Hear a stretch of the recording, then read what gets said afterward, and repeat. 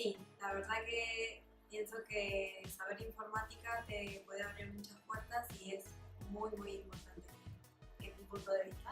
Sí, muy importante. Normalmente en las ofertas laborales piden como requisito informática. Creo que la informática es importante para el trabajo porque se le puede dar bastante utilidad.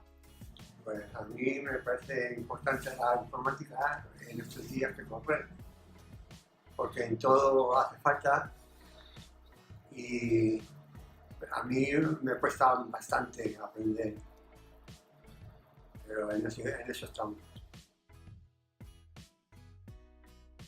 Sí, quería reforzar unos conocimientos previos, pero sí que me sirvió para eso y también para implementarlos y para aplicarlos en algún futuro puesto de trabajo que aspiro a tener. Sí, aprendí a hacer enumeraciones, viñetas, que tenía bastantes dudas y en mecanografía pues a escribir más rápido, hacer menos errores. Sí, lo recomendaría y lo volvería a hacer. Sí, por supuesto. Y yo si pudiera haría otro también. Hombre, claro que sí que me gustaría repetirlo. Y recomendaría el curso a la gente porque se aprende mucho, se aprende en el ordenador. Sí, yo sí. Sí, me volvería a apuntar.